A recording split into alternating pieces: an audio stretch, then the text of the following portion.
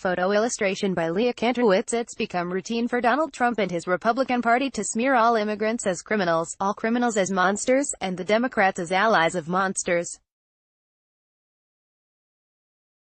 When Trump's preferred candidate, Brian Kemp, won the Republican gubernatorial primary in Georgia last month, Trump denounced his Democratic rival Stacey Abrams as Kemp's crime-loving opponent. Trump opened his presidential campaign calling Mexican immigrants rapists, has whipped up fear about the MS-13 gang, claims that Democrats want anarchy, amnesty, and chaos, and maybe most famously called undocumented immigrants animals earlier this year. He and his supporters insist the last remark was in reference only to MS-13, known for its gruesome attacks. But I know how the dehumanization of one group bleeds over into others, fully understand the dangerousness of Trump's language. I know this because of my bros. They are neither undocumented nor members of MS-13, but in a real sense, they are who Trump was referring to when he spoke of animals who had done awful things. My brothers have done monstrous things, but they are not monsters. The distinction matters. When it's not clear, it seeds the ground for the demonization not only of those who do commit awful acts, but everyone in their orbit. It's why most Trump voters are convinced MS-13 will likely affect them personally, even though they are probably in more danger from lightning strikes than the gang Trump can't stop talking about. Such demonization makes it easier to increase irrational fears that can be weaponized for political purposes. It leads to incidents like the shooting of 12-year-old Tamir Rice, who was considered such a threat for playing with a toy gun by police that they shot him dead. That demonization has led me to spend several years writing about the realities of race and crime, because I know the real harm that can arise from such mischaracterizations. 36 years ago, my oldest brother, whom we call Moochie, faced the death penalty after he stabbed a man dozens of times. He pleaded guilty and served 32 years in the South Carolina prison system. When I met the murdered man's sister a quarter of a century after the killing to apologize to her family on behalf of mine, she was still having nightmares about the brutality of the crime and the condition of her brother's body. My oldest brother's only son, Albert Smooch Harris, who was raised by my mother like he was one of my brothers, is serving a 25-year sentence for manslaughter after accidentally shooting a man during an attempted robbery of his fellow drug dealers. Another of my brothers, James, is serving 16 years as an accessory in Lee Correctional Institute in South Carolina, a prison which experienced a riot a few weeks ago during which 7 men were killed and a couple dozen were injured. Not enough people cared that state officials had allowed conditions inside that prison to deteriorate to inhumane levels, which has led to an inhumane level of violence, likely because those prisoners are considered little more than animals. My youngest brother Jordan began serving a 24-year sentence in a federal prison last summer for his role in a multitude of violent crimes. I sat in the courtroom during his sentencing hearing. I heard a member of a victim's family declare that Jordan will forever be violent. He recounted how Jordan had entered a guilty plea in a murder 6 months before Jordan broke into a well-known family business in our small town with a gun. The man's wife, who brandished her own gun and fired at Jordan to protect herself and 2 family members, was still having trouble sleeping years later. She would awaken in the middle of the night screaming and suffered a panic attack when a FedEx delivery man showed up at the front door to deliver packages during the Christmas season. I never liked to admit it, but I began welcoming the times my brothers were locked away. It was the only time I felt real peace. Jordan terrorized them, the man told the judge. Our sense of safety has been truly shattered. We avoid going places. It's a shame feeling like a prisoner in your own town. I knew he was telling the truth about my youngest brother.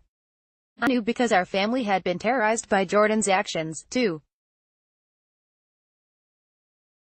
I spent years terrified every time the phone rang, thinking it would be the time one of my youngest brothers had either been killed or killed. I spent years trying to figure out how best to keep my two young kids safe while helping them maintain a relationship with their grandmother, who still lived in the small town where my youngest brothers were causing the most problems. When to allow them to visit grandma and when not to was a question that created tension in my marriage. I thought it was safe when Jordan and James were in jail or prison. I never liked to admit it, but I began welcoming the times my brothers were locked away. It was the only time I felt real peace. My wife wasn't sure the town was safe for our kids even during those moments and struggled between trusting my judgment and her maternal instincts telling her I was wrong. And maybe I was. I didn't fear that my brothers would hurt my kids, they wouldn't.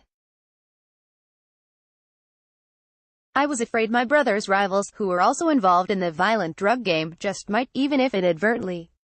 That's when I received that dreaded phone call, late at night from my youngest sister, telling me Jordan's girlfriend had been killed during a drive-by shooting. The bullets directed at Jordan hit her instead and, by some miracle, did not also hit the young kids who were sleeping in the apartment at the time. Later, I'd go into their room and see bullet holes after stepping over a bloody footprint at the front door. We spent part of this past Mother's Day taking two of those kids to their mother's gravesite. So I understand the urge to reduce those who have done monstrous things to monsters, to animals. Because as much as I've tried to love even my brothers, there were periods where I gave into that instinct. I hated that they put my mom's life in jeopardy. The young men who killed Jordan's girlfriend may have driven by my mother's house first, looking for Jordan. I hated that they were tearing our family apart, with some of us happy to see them taken off the streets and not caring how they were treated by the justice system, and some of us struggling to hold fast to our love for them. I hated that because of them, my family had become the black sheep of the black sheep, the kind of people others don't want to be associated with. Even would-be allies, those who spend their lives fighting for criminal justice reform, speak of violent criminals in hushed tones, if at all. People we grew up with were reluctant to speak on our behalf publicly after Moochie was arrested. Activists I've spoken to have boldly proclaimed the full humanity of nonviolent offenders, but not violent ones. After Trump's "animals" comments, his administration doubled down on them, evidently assuming that no one would defend violent criminals. The animal label seems reserved only for some, not all, people who do awful things. I don't think the term is strong enough, White House Press Secretary Sarah Sanders said during a May White House briefing. Frankly, I think the term animal doesn't go far enough, and I think the president should continue to use his platform and everything he can do under the law to stop these types of horrible, disgusting people. But if we are describing humans as animals, we should think about who we're placing into that category and who we're leaving out. Sanders obviously doesn't consider CIA Director Gina Haspel an animal, even though Haspel ran a secret prison where torture occurred. Trump evidently doesn't believe men like Thomas Jefferson were animals, even though Jefferson repeatedly raped a young slave girl and had other slaves beaten. The animal label seems reserved only for some, not all, people who do awful things. Some time ago, I spoke to Brian Stevenson, founder of the Equal Justice Initiative, a nonprofit that defends men and women on death row and created a first-of-its-kind memorial dedicated to the more than 4,400 documented victims of lynchings in this country. Our conversation occurred a couple of weeks before Trump's most animated "animals" comments, but I couldn't help but notice the similarities to what Stevenson said about how talk of super predators shaped public policy in the 1990s in ways that eventually helped undermine families like mine. That rhetoric is what pushed states to lower the minimum age for trying children as adults and created this world where we have thousands of kids in adult jails and prisons. Stevenson told me.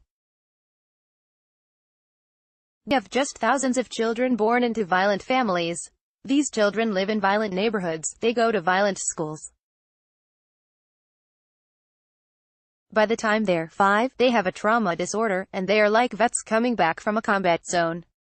What you are supposed to do is help those children feel safe, but instead of making them feel safe, what we do is when these kids show up at school, we threaten them. We menace them. And when those children, after 8 or 9 years are given a drug and for the first time in their lives, for 3 hours, they don't feel traumatized, we get mad at them when they say I want more of that drug, or when someone a few years later says, join my gang, we'll help you. We punish them for that. We don't show a commitment to the notion that all children are children, by how we treat privileged kids and talented kids and gifted kids. Stevenson said. We have to show our commitment to how we treat troubled kids, traumatized kids, poor kids, kids who make mistakes. I know the awful things my brothers have done and have never excused any of it. I also know the factors that helped turn them into the men they became. I know we were born to a mother who was forced to marry at the age of 13 to a man maybe a quarter of a century her elder. I know she was forced to end her education in grade school in an area which held dark skin in contempt. I know she endured years of physical abuse at his hands.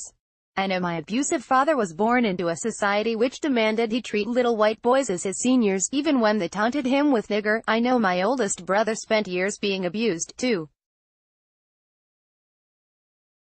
I know we needed food stamps and other government assistance to survive and were relegated to schools that remained segregated and underfunded 4 decades after Brown v. Board of Education. I know we were shamed into silence when my oldest brother went to prison, as though we were unindicted co-conspirators for a crime that was committed when I was a 9-year-old boy. James was still a fetus in the womb, and before Jordan was conceived.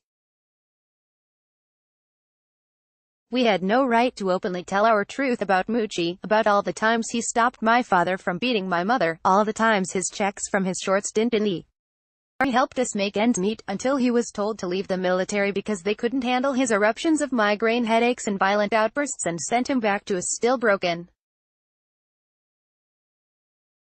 I know the shame imposed upon us, as though we weren't victims, too, made it impossible to receive the help we needed to navigate a world in which a pillar of an already vulnerable household was removed.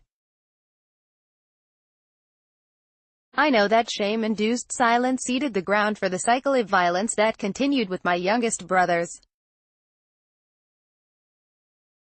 That some have avoided that fate makes it no less true that growing up in awful situations makes it harder to avoid bad ends.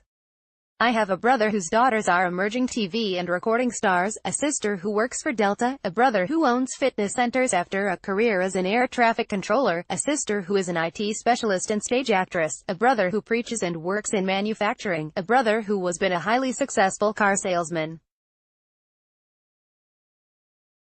And I have a brother, Zadok, who is now a married father with a new house. There was a time he, too, would have been called an animal by Trump and Sanders and others who believe it okay to dehumanize those who've done awful things. He spent time on those streets with my other younger brothers before finding his way clear. Neither he nor I can tell you with certainty why I avoided those streets and he escaped them while our brothers couldn't. But we both know there's a fine line between who they became and what we overcame. We both know that if our brothers are animals, so are we. Sign up for our newsletter to get the best advice delivered to your inbox daily. Follow us at J Bailey on Twitter.